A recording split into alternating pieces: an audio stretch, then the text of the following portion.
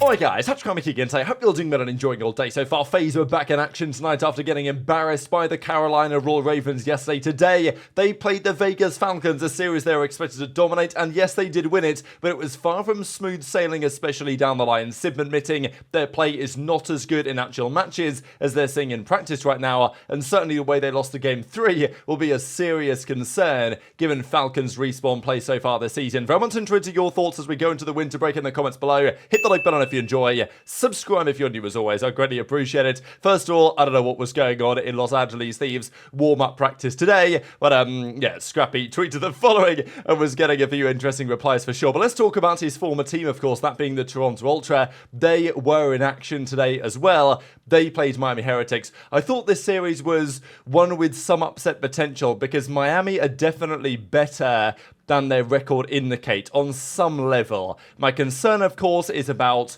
whether Super might come in for lucky at some point, and also just about their search and destroy, because their search has been woeful. I don't even think woeful is strong enough of a word, really. I mean, horrific maybe is better. They have been terrible at the moment, to say the very least, and they simply can't win a search and destroy. They win 1, maybe 2 rounds a map right now. So this was the thing. Even though Toronto, they definitely could go the distance here, which is what they did, they were kind of always going to win it in 5 once they took the game 1 hardpoint, which they won. They then won the game 2 as well. I mean, that goes as a standard, it seems, with the Heretics right now. But Miami, again, starting off impressively in their controls. They're now 4-0 in that mode so far this season. Toronto go down, and it was the same story in the game 4 as well. To be fair, I'm sure Toronto will look back at this and think, okay, bit sloppy, probably coulda, shoulda won this. But look, Miami clutched up when it mattered. Big map here for Metals as well, and it was an important one really for the entire team because ReeaL has been one of their stonewall players in the respawns. And of course, you know, this map, it was a different story. He has a bad time, but it goes to the game 5, and this seemed to be, at this point, a bit of a foregone conclusion. 18-7 combined for Insight and Beans as Miami Heretics, they go down. Toronto get the W, and they're making their claims already about Miami needing the return of VicL to their team if they want to do anything about it. Of course, Toronto used to have VicL on their academy roster a couple of years ago. He went to Miami. They are okay, but obviously Toronto are better right now. As CleanX says, got the ice, a little bit too close for comfort for ourselves, but of course that does put Toronto at the end of the day to a 4-0 start so far this season. Heretics, they're 1-3, but if not for these Game 5 losses, it could have been a very different story for them as well. Toronto at 4-0. That will give them a bye at the minor ones. If you guys are unfamiliar with the format this season, today was the final day of matches before Christmas. Then after Christmas in the new year, we get back underway with a tournament. Not on LAN, but an online minor tournament, they're calling it, where the seeding is based on the matchups so far. Toronto, having gone 4-0, they will start out very nicely indeed as effectively one of the top seeds for that tournament. And there are teams on the lower side, such as at 1-3, such as FaZe, as we'll get to in a second, who they may well match up with relatively early on in the tourney here, right? But yeah, both the Search and Destroyers were completely dominant, and Miami have lots to think about over the winter break, as do both of these two teams we are about to discuss. Falcons come out and say, well, the snake doesn't stand a chance, I guess, like King Cobra, right, calling out Cellium type thing. And it's not like Cellium had a great series today. He has kind of moved into now this super soaker role for the team, which I don't know if that's especially sustainable. Cellium's at his best when we see him play like he did at the World Cup. That's not where FaZe are currently deploying him. But then again, this is a different game, and both of the Tiny Terrors this map go 32-20. So they were taken over, and Falcons, man, they are so hard to watch sometimes. It's partially entertaining, it's partially comedy. I'm not gonna lie, watching the Falcons play, because Kicks or Khalid, whatever you want to call him, this guy's for real. This guy's a shooter, great POV to watch, and man, this man sometimes needs some serious help. The one map that he actually got help, they won, and we'll get to that in a second. The other two maps, though, FaZe did dominate, but I still think that, you know, I genuinely think Falcons today were so bad in the majority of the maps, they actually made FaZe look good. I don't think it's clear that, oh, FaZe are back. Now, look, had they 3-0'd this series and smoked them all the maps as it looked like they were going to, then I think we'd have said, all right, look, that was a much better showing today from FaZe. They've bounced back from yesterday's 3-0 to the Ravens. But I'm not sure it's so clear. Yes, they beat them comfortably, but it wasn't long ago that Falcons were a team coming, top 24 in challenges, right? Yes, they did win the European Elite not long ago, and they did well to get that far. And of course, they played them and got 3-0'd by them at the World Cup when FaZe went on to win. And that was not, great from Falcons, but they played okay that day. Today, they played maybe worse, but yet they did win a map because on game 3, the whole team actually decided to contribute. But yeah, Roxas, Xnid, King of Body all had a horrific time game 1. And it was unbelievable, actually. Their hard points today, Falcons. Khalid had like a 1, just about a 1.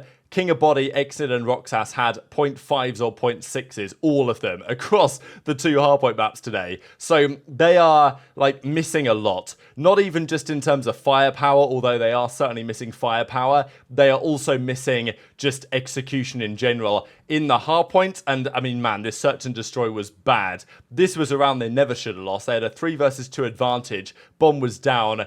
And I'm not going to lie, I've seen better plays of me and my boys in game battles than what I saw right here. Now, I know that there's pressure on, and these guys like, oh my god, we're playing FaZe. I understand that, but I would have hoped to see something a bit better from what's meant to be a Pro League caliber team right now. I know that Clay was watching this, tearing his hair out, watching some of the plays we saw in action today from the Falcons, but, they were playing that bad, and yet they still pushed FaZe kind of close in this map.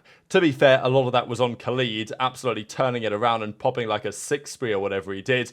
And in the end, Simp gets this killing King of Body. This, by the way, was one of the worst plays I've ever seen for this poor guy. He drops down low.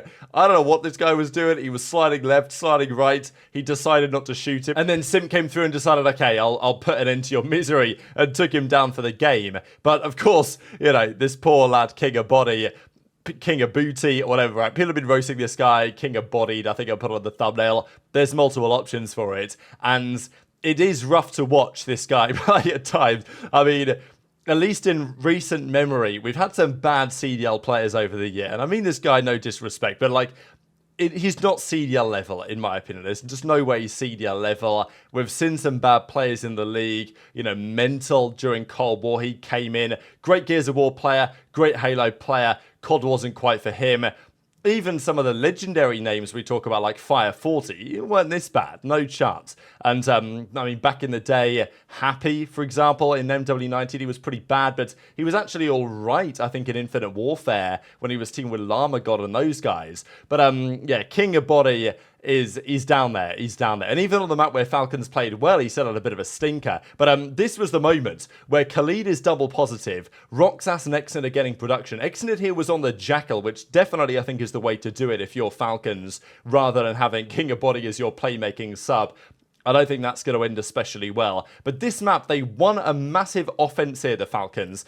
It then looked for the life of them like they were going to win this defense as well. But against all the odds, they somehow managed to bottle this round. I mean, I honestly could not believe that FaZe won this. And I think FaZe thought after winning that they were going to win the final round, but they didn't. So, I mean, look, FaZe have just dominated these guys 2-0. Playing against a team who they can shoot sometimes, but wow, they don't play good cards. And then FaZe lose the control to them. Like, yes, you might say, okay, FaZe 3-1 dub, congratulations, they're back on track, but I don't think it's so clear. I mean, look at this control, 18-7 in the final round. Falcons just destroyed them. I mean, what is this? King of Body was -8. I know there were probably a couple of other kills that happened here, but let's just total up the scoreboards. Khalid was +10, Roxas was +6, Xnid was +14. So, we're talking about +30. We're talking out slaying by like 20-odd kills, 22 kills in this game. And it still does feel like when you're watching FaZe at times, it doesn't feel as much like a team. It feels like 4 individuals on the map. And,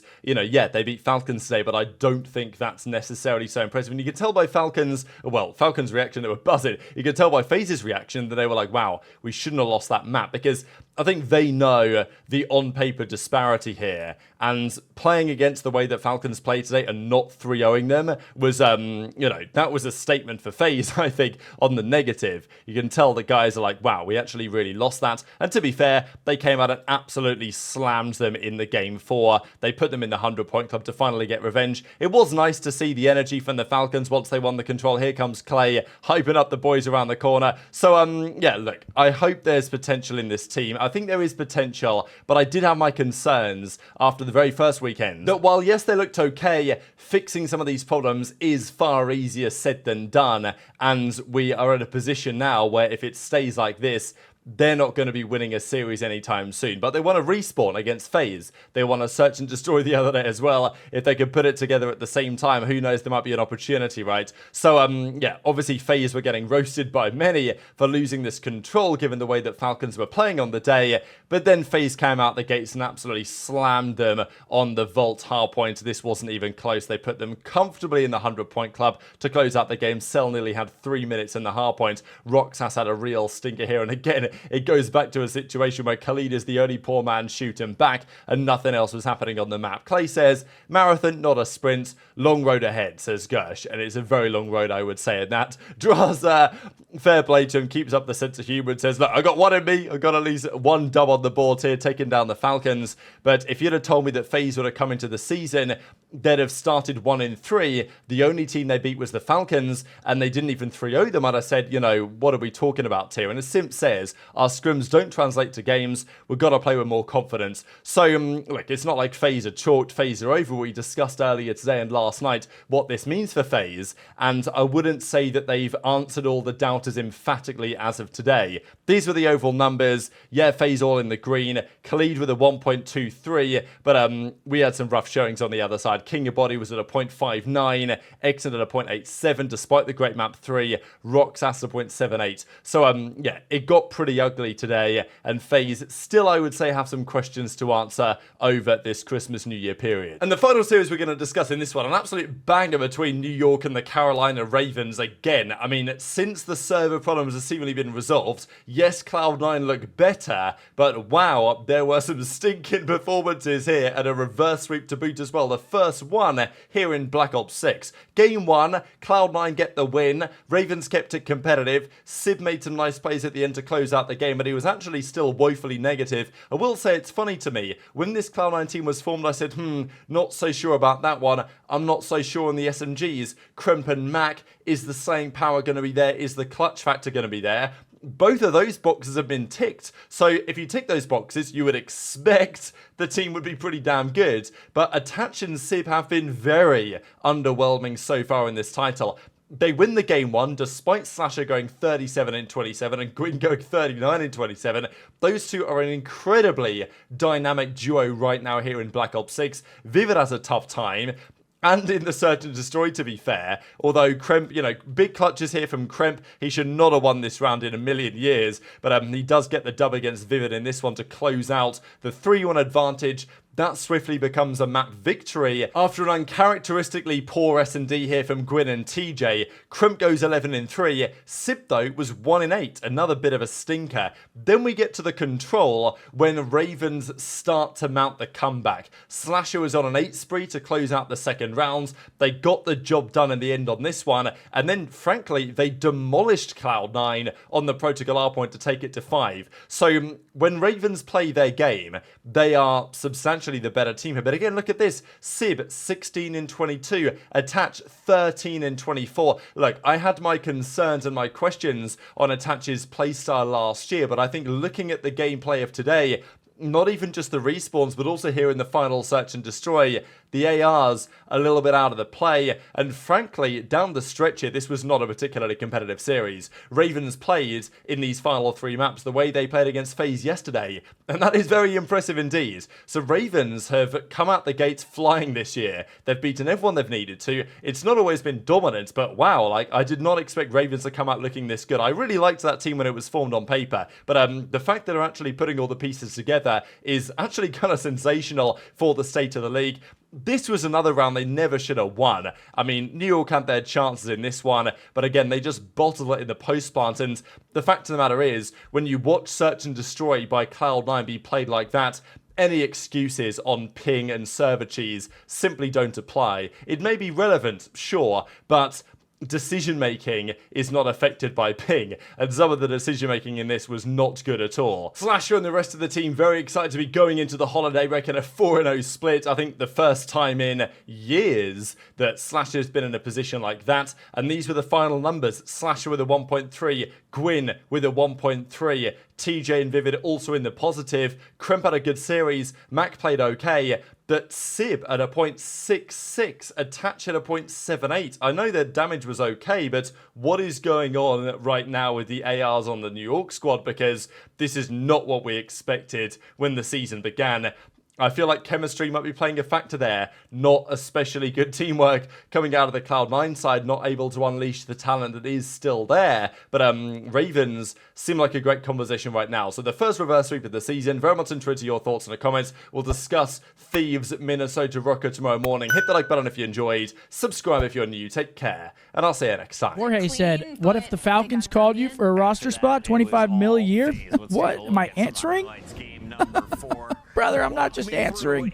I'm doing this to Hector. Yeah, I just want to touch on that for a second, just for the Vegas fans who might be a little down. You know what Hector would say? They have a good thesis on how to play the defense on that. I do the same. He would be like this. These guys I respect Yes. play the right way. They're